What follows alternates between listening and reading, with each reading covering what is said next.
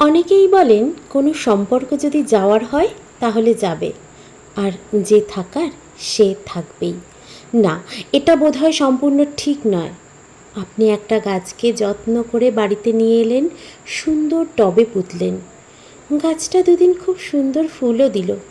তারপর ধীরে ধীরে আপনি নিষ্প্রিয় হয়ে গেলেন, আর যত্নটুকুও করলেন না, সামান্য জলটুকুও নিজের হাতে দিলেন না। চোখের সামনে দেখলেন গাছের পাতাটা হলদে হচ্ছে, ঝরে পড়ছে, মাটি শুকিয়ে কাঠ। তবুও জল দিতে ইচ্ছে করল না। আপনি ভাবলেন থাকার হলে থাকবে, যাবার হলে যাবে। না না, এটাকে মেরে ফেলা বলে। সম্পর্কের ক্ষেত্রেও ঠিক এমনই হয়। যাকে রাখতে চান তাকে একটু যত্ন করুন।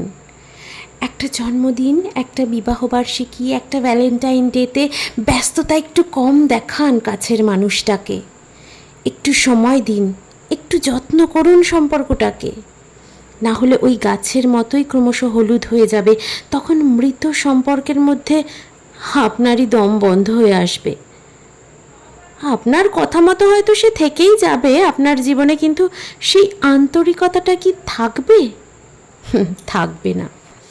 প্রতিটা সম্পর্ক যত্ন চায়, নরম প্রশংসা চায়, একটু মনোযোগ চায়, একটু বেহিসেবি আদর চায়। এগুলোকে ন্যাকামি বলে ব্যঙ্গ করবেন না। সবাই যান্ত্রিক হতে পারে না। যাবে আর কোথায়, থেকেই যাবে। তাই ওই যে থাকবার, সে থাকবেই ভেবে আত্মপ্রসাদ লাভ করবেন না।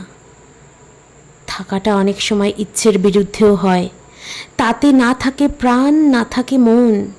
একতরফা ভালোবাসতে বাসতে অন্যদিকের মানুষটা কিন্তু তখন পরিশ্রান্ত। দুতরফের আগ্রহ দরকার হয় একটা সম্পর্ককে সতেজ রাখতে।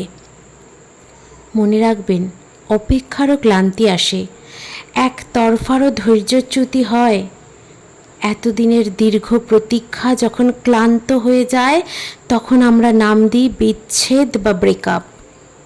তখনই হালকা চালে বলি, যে চলে যাবার সে যাবেই। তাই সম্পর্ককে যেতে না দিয়ে একটু যত্ন করুন, একটু ভালোবাসুন। নমস্কার।